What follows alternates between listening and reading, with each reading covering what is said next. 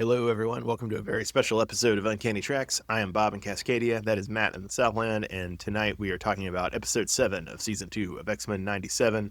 That is Strange Land, Savage Heart. Matt, how you doing this evening? Doing well, Bob. Not back at work, confused out of my mind. But with a crazy name like Strangeland, Savage Heart, you know what it could be about. Possibly about Savage Land.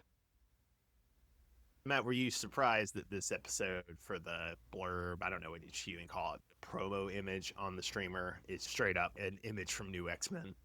Yeah, it was pretty cool. I thought it was appropriate. Yeah, I'm sure he didn't, but I hope Frank Whiteley or even that Nazi Ethan Van Sciver got some royalties from this. I'm pretty sure they didn't, though. We haven't been pointing them out as we've gone through the episodes, but there's been a lot of comic, famous images that have been recreated within this series. Specifically in that Wolverine episode, I saw another streamer's thing that was talking about how they were recreating Wolverine pointing at the camera with his claw. Is that from the Frank Miller Claremont miniseries? Correct. I don't think I caught that image of Wolverine pointing at the camera when we were watching the episode. Speaking of surprising things, I guess I was surprised given that this was a Savage Land episode, though maybe not that surprised since Colossus has a long history with the Savage Land, but we opened the episode with a flashback to Colossus and magic on Genosha. That was interesting. What was interesting, it was heartbreaking, man, or heart-wrenching in a sense. Colossus, just that scream. Such a strong, powerful man. It's sad that his sister is passed. Interesting enough, when they do show this flashback and they eventually show the memorial, Iceman is no longer part of the memorial. I think they realized the blunder they made. It seems pretty likely that they might resurrect people, although I don't know, with Apocalypse. So yeah, this is jumping ahead to the end of the episode, folks. Spoilers, but with Apocalypse dead at the end of the episode, or at least seemingly dead at the end of this episode, maybe that's looking less likely now. But I still wouldn't be shocked if we had a mass resurrection somewhere down the line. Oh yeah, it will happen. We'll get Krakoa maybe at some point, or at least the resurrection protocols of some sort. Yeah, or it could be a time travel thing. Oh yeah, that could fix it as well. There's so many options. Or a Phoenix thing. Why don't we have these options in real life, Bob? Unfortunate, Matt. Unfortunate. We just have insurance. Which almost does the opposite. Speaking of heartbreaking, like insurance or Colossus screaming, Matt, we do see the Graydon Creed for President rally. And it's really, really nice that in our world that this doesn't resemble anything at all that we have in our world. This is just totally fiction. It's just totally imaginative. It's just science fiction. Oh, Remind me of anything. Just people in the audience drawn with red hats. No symbolism there. People just like red hats, man. Color red. I don't even know why we're talking about this Graydon Creed for President rally that has no applicability to the present moment in any way, shape, or form. None at all. I will say this, Bob. Graydon Creed with anything. Going back to Graydon Creed though for a moment. So, his father is Sabretooth, correct? His mother is Mystique. Yes.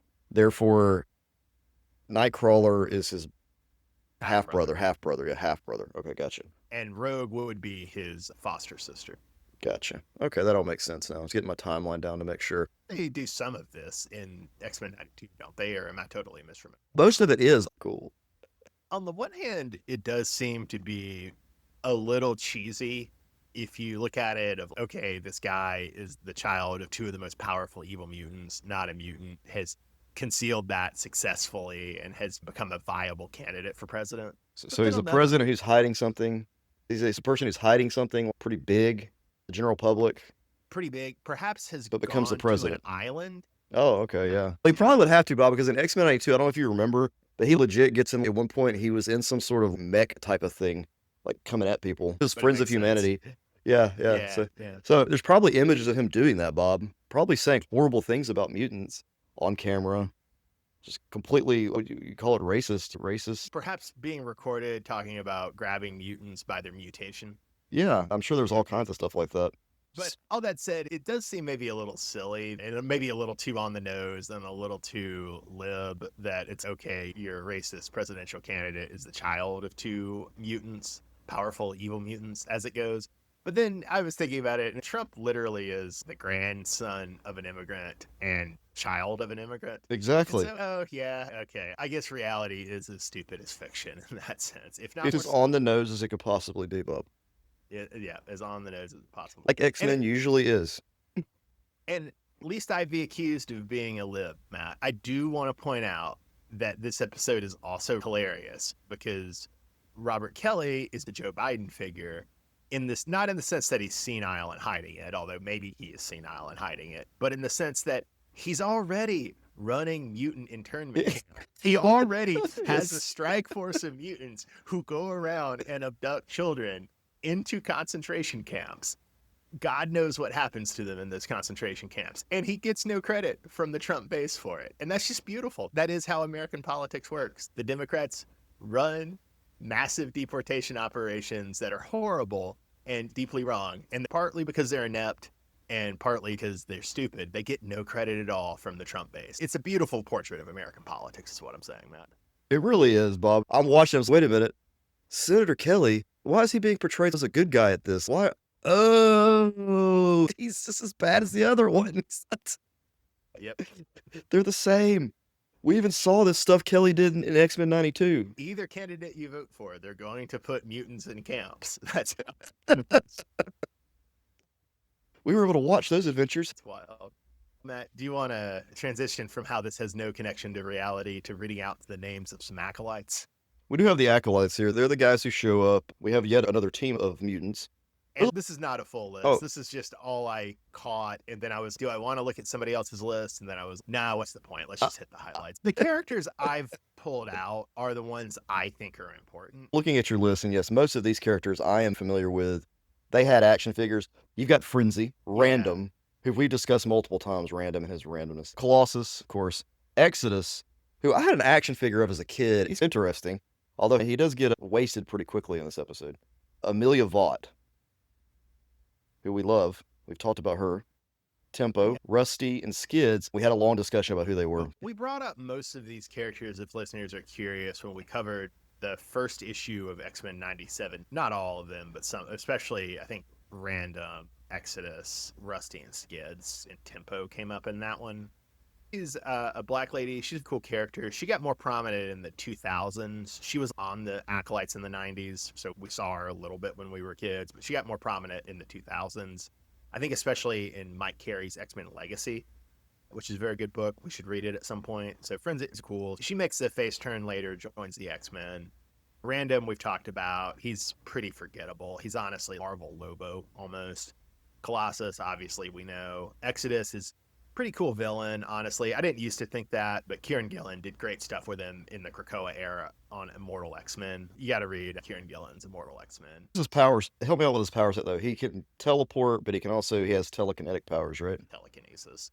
Amelia Vogt was a big deal in the 90s. They were trying to push her as a third way figure between Magneto and Xavier, and also in a sort of a romantic triangle with Xavier and Magneto. So in a way, she sort of set the template, I think, for what they do with Mystique in the First Class movies. So Amelia Vaught, though, she was the redheaded, long-haired. Then Tempo is a black lady. She started out as a part of the Mutant Liberation Front in X-Force, and I had a book where she was prominent as a kid. So she seems important to me. She has time manipulating powers, and she also later makes a face turn. She was prominent recently in Jerry Duggan's X-Men, I believe. So some pretty good stuff with Tempo in the Krakoa era, some pretty good stuff with Frenzy, and some pretty good stuff with Exodus, all in the Krakoa era. Rusty and Skids were teenage runaways that the original X-Factor, the X-Factor that's the original 5 X-Men, picked up, and I have never cared for Rusty and Skids. I think they suck. I should have brought this up when we were talking the politics, Matt, but I'll just bring it up quickly. Obviously, this episode, it's the X-Men going to rescue Graydon Creed after he's kidnapped by the Acolytes. Most standard X-Men plot you could do. Makes total sense. They protect a world that hates and fears them. They have to go save this bigot. But you really, when watching this episode, why do they need to go get this guy exactly? What good purpose is being served by this? Yeah, I don't get it either. That's just where our world is now, Bob. I don't know. Should we be like, the X-Corps are right. We should not want people to die, but man, he's asking for it. There's got to be some other crisis going on in the world. There's got to be something. Mr. Sinister has to be up something, littering somewhere. There must be some littering. Maybe they could clean up some industrial pollution. If there is littering, hopefully we have Polaris on call because she with her medal. We had Polaris this episode return as a member of the X-Men team. Not only as a member of the team, but she and Bishop are both in new X-Men style outfits, which maybe we saw in the comics at some point because Polaris does rejoin the X-Men team right around the Morrison era, but I don't remember seeing either Bishop or Polaris in this Frank Quitely new X-Men style. Bishop in the Morrison run is still looking like he's in the Chris Claremont, Sal LaRocca extreme X-Men, if I remember. So it's funny to see very Frank Quitely versions of Bishop and Polaris. Yeah, the team just keeps getting bigger, which I appreciate because that was the issue with X-Men 92 is that they never added to their team, but here you got Polaris added, Bishop sticking Yeah. around. Mayo and this other writer who's running this season, they listen to our complaints, especially young Matt's complaints as kids. And they're like, we're going to fix this. We're going to grow the roster. This is spoilers, listeners, but yeah, we're going to have Colossus on the team by the end of this, it seems. There'll probably be a 12-member team by the end of this. For sure. And also to say about Bishop and Polaris is they also seem to have a lot of romantic chemistry, a lot of sexual chemistry, which is nice. Bishop would be a much better boyfriend for Polaris than Havoc. And Bishop and Polaris even have matching guns. It's so sweet. But Bob, what about Iceman? What's going to happen when Iceman shows up? Given how stacked the roster is, I don't know if you want to hear this, but I don't know if they need to bring Iceman back.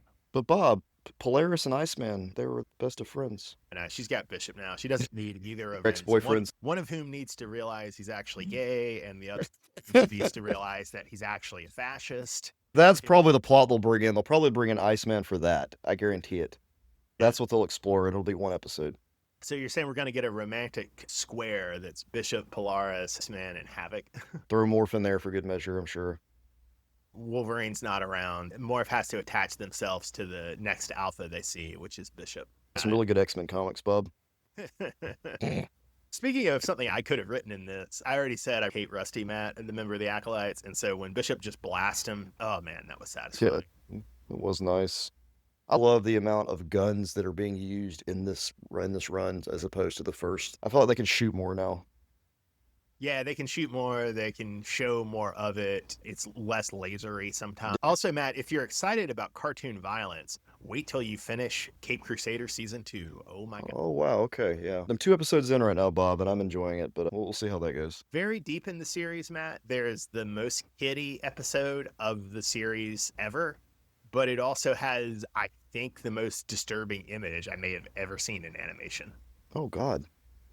All right, I'll have to watch this now. It's messed up. I'm not going to spoil it for you, but it's messed up. I appreciate that. The listeners appreciate it as well, Bob. Indeed. Because we're going to be covering that in a couple of weeks, right? It'll be a couple of weeks, but we'll cover it. For now, we need to say R.I.P. to Exodus, Matt. He was fine as a generic villain here. Yeah, not like a punk, though. Shot in the back of the head. Maybe didn't really live up to his potential from the Kieran Gillen Immortal X-Men, but it did illustrate what a treacherous snake Graydon Creed is. So that was... Before we go any further here, Bob, because Exodus does get killed, but during the trial, did you feel like Nightcrawler's arguments convinced you to side with him? Matt, do you want me to just go ahead and skip to my character of the episode? Oh, sure, Bob. What is your character of the episode? Who is your character? My character of the episode, and I thought you might give it to this character, so I wasn't sure, but I'm going to go ahead and give my character of the episode to Colossus. I feel like Colossus is a very good judge. He's a very even-handed judge. He heard out both Nightcrawler and Exodus, and ultimately, he didn't fall for Nightcrawler's really hollow, empty arguments. And I appreciate that even though Exodus betrayed him and Exodus is an idiot, Colossus still has the sense to see that, no, Exodus is right. I appreciate that about him. But his soft sister would have agreed with Nightcrawler, Bob. Yeah, magic, to paraphrase Heart of Darkness, she did. My character of the episode, Bob, was Nightcrawler. I will say, Matt, even though Nightcrawler does arguably come off as a sob sister, to use an insult that one of my friends has recently become in love with, even though Nightcrawler is a sob sister in this episode, he does choke someone with his tail before, which maybe that's been done in the comics, but I don't think I've seen it. Oh, it was awesome. I loved that. Yeah. These cartoons can now push the line a little bit. You wouldn't have seen that in 92. Oh, man. So only 2 episodes left, Matt. Only 2 more weeks of X-Men coverage. 2 episodes left. Now, Bob, at the end of this episode, we did discover that Apocalypse's body, it's decrepit, or it's a shell almost. Yeah, so if we take it at face value, which I'm not sure that we should, but if we take it at face value, it's Apocalypse has resurrected Gambit as his horseman of death, but Gambit has turned on Apocalypse and murdered him, if we take that scene at face value at first glance. That is what Bob sees at first glance, yes. What are the more complicated theories? I don't know what the more complicated other theories are that he has a new host body and he is Gambit. That seems pretty plausible, yeah. To simplify the plot, making him be the new host for Apocalypse. Cool, because if they destroy Gambit, or are they also killing Remy in a sense? Yeah, obviously they might just be doing the heighten the stakes, but does the fact that Gambit might be more powerful than Apocalypse and crazy enough to kill Apocalypse and running loose, does that fact, or the fact that it might be Apocalypse just possessing Gambit, does that make it less likely that Gambit will survive this resurrection attempt to rejoin the X-Men? I think Gambit will survive whatever resurrection attempt they bring back all those other mutants. Then we'll see him again in season 3 or 4. Maybe I'm wrong to expect a mass resurrection, but it does just seem with this show going at least 4 seasons and maybe a lot more than that, just seems a shame to leave all those mutants dead if that's the case. Seriously, there's too many good characters they could do some spotlight episodes with that they killed. The magic alone. For sure, especially given that both the prior season, but especially this season, seem to be showing the creative team's love for spotlight episodes. I like that direction. I do love a big epic, Phoenix Saga, Dark Phoenix Saga, those types of things, but these spotlight episodes are fun. It keeps it feeling varied, which is nice. I will say one thing to tease our coverage of Cape Crusader, Matt. In a way, this show makes a striking contrast with Cape Crusader. In a sense, they're both comparable, right? This is literally a resurrection of X-Men 92. Cape Crusader is, in a lot of ways, not in all ways, but in a lot of ways, a resurrection of Batman 92, Batman TAS. But then there is the angle that they're talking about this show going forever, right? It seems like it might. Whereas I'll be curious to see what you think about this when you watch the rest of season 2 of Cape Crusader. But because Cape Crusader's in the weird position of it was developed a couple of regimes ago at Warner Brothers and then marketed out, farmed out to Amazon Prime. I think shows like that, like Star Trek Prodigy, like Cape Crusader, tend to only go 2 seasons. When a streamer like Amazon or Netflix gets somebody else's IP, they tend to only do 2 seasons orders, is my perspective. And so it seems it's unlikely we will get more Cape Crusader. I'm not saying that for sure, but it seems unlikely. It also seems like the creative team of Cape Crusader knows that. And to me, season 2 of Cape Crusader does feel complete. It feels like the end of the show. I would definitely watch more. I would be excited for more, but it doesn't feel like they have to do more. So the closed offness of Cape Crusader versus the at least potential wide openness of X-Men 97. Just potential at this point, but that seems to me an interesting contrast in the 2 revival shows. Yeah, you're absolutely right. And it's good to know that it does feel complete, Cape Crusader. Because X-Men 92, to me, it did feel complete when it finished because you had Professor X leaving. Dying and going to heaven. The Batman the Animated Series never did because it just kept going into Justice League and beyond. And in that way, you're getting to a contrast of the original shows, right? Because X-Men 92 was more of a show that had ongoing soap opera, whereas Batman 92 was episodic. Very. So you're right that it did live on for a long time in terms of animated movies and the Justice League spinoff and Batman Beyond as a spinoff. Yeah, and Batman Beyond is still going on as a comic, which is even fun. It's even crazier to me. Although it is important to say there that there's a distinction between the actual Timverse versus what's in the... Yeah, you're exactly right to put it in a different way. The first few Batman Beyond series were still Bruce Timm art style, right? And in the Bruce Timm continuity. But then at a certain point, I think after New 52, they started doing Batman Beyond comics that were set, in theory, I believe, in the future of the mainline DC Comics universe. And like you're saying, the art style totally changed, whereas before it was Bruce Timm art. And then now these later Batman Beyonds are just superhero comic art, pretty much.